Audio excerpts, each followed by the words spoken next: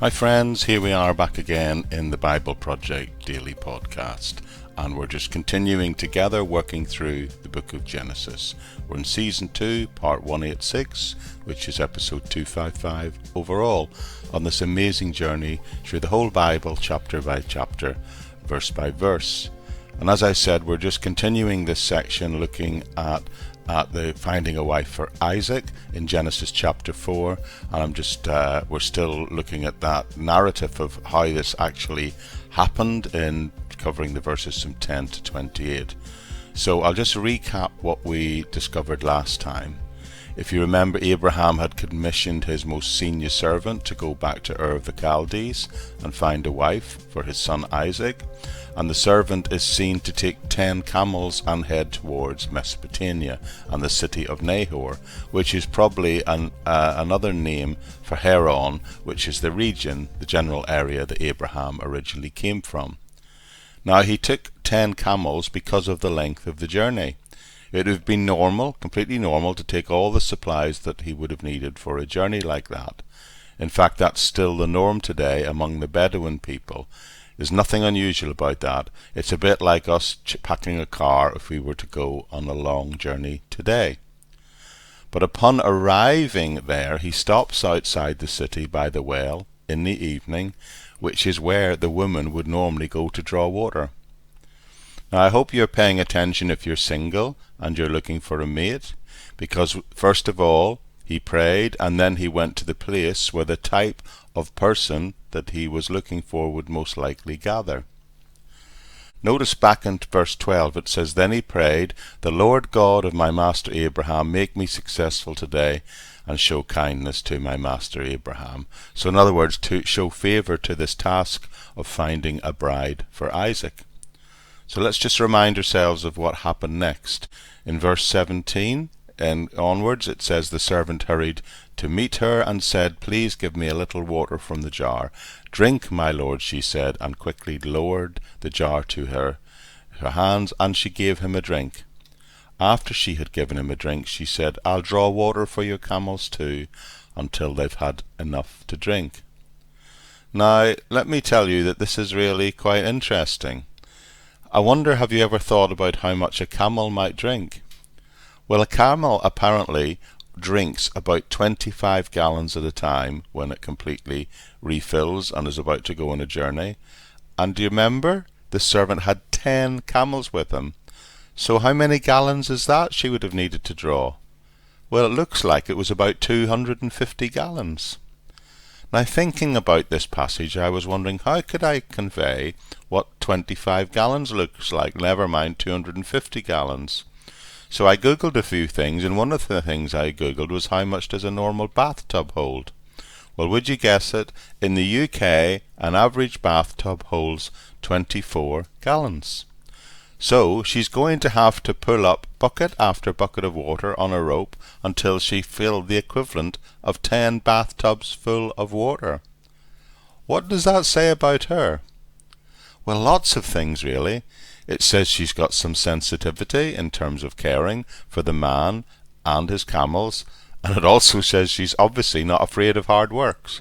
She's industrious, to say the least, and because she understood what that means, it also indicates, you would say, that by offering to do that, she was a pretty healthy young woman, wasn't she have been? Her readiness to work as well, I would say, serves as a test and an answer for a whole bunch of things that would have been valued in a wife in biblical times. Because ultimately, overall, it indicates her hospitality, her readiness, her willingness to go the extra mile to offer hospitality to a stranger. And we're going to see in a minute that she did all of this without any hesitation or any grumbling. Now let me pause before we go any further, and maybe to give you advice if you're a single person and you're looking for a mate. Well, you could do a lot worse than follow the advice that was followed here by this servant. Now generally, I don't believe God is in the business of producing life partners for us supernaturally. I know that's the testimony of some people, but there's always a portion of providence involved in work where it comes to relationships between people. But maybe this is telling us that our part in finding a partner, a life partner, a mate, is just to pray and ask the Lord to bring the right person to come along. But then, when you see someone come along you might think fits that mold, test their character against some principles, some biblical principles. You know, there's only one thing that you shouldn't compromise when looking for a life partner, and that is that the person should be a believer in Jesus Christ. That's the only guideline. You are free to marry anyone. Now that doesn't mean you should marry anyone, because there should be some other things that they might be desirable to you, and those things, they should be negotiable. It seems to me the biblical principle that we can apply here in life if we're looking for a life partner is simply to pray and then have some idea, some sort of plan of the type of person that you would like to spend the rest of your life with. Okay, well, let's see how that plan works out here. Look at this. It happened before he even finished praying, before he even finished speaking about Rebecca. He's sitting there praying, and before he can finish, he lifts up his eyes, and bam, Rebecca's there approaching with an empty pitcher of water to fill at the well. Now it tells us that the young woman was very beautiful to behold, and the servant runs to meet her, and he says, "Please give me a little drink of water from your pitcher." And she gave it to him, and then continued to draw water for the whole of his 10 camels. He then asks her, "Is there any room in your father's house for him to lodge?" And she says, "Yes, there's enough room for him to lodge and also to supply the needs of his livestock."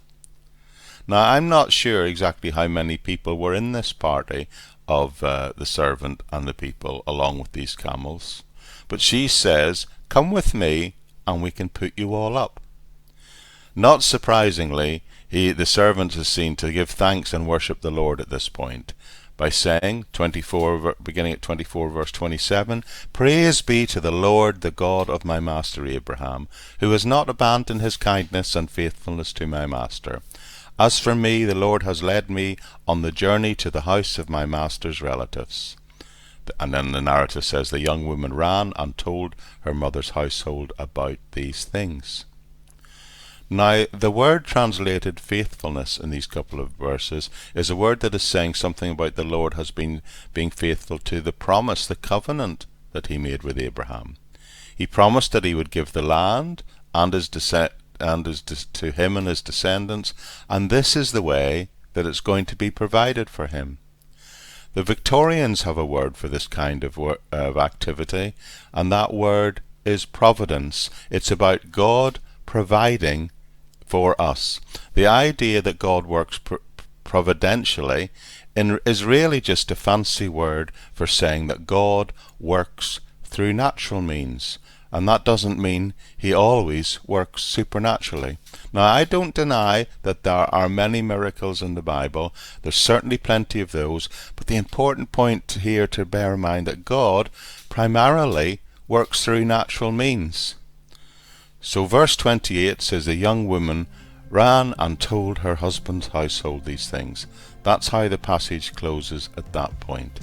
But remember, God, in terms of everyday life, can be seen to work providentially in many natural ways, and we need to make sure that we're not missing those opportunities, because we're so busy, we're so heavenly minded that we're not really any earthly good at interpreting what's going on around us.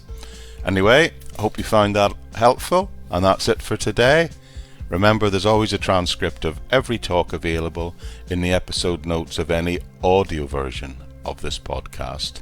But other than that, I'd love to see you right back here tomorrow on the Bible Project Daily Podcast. Bye-bye for now.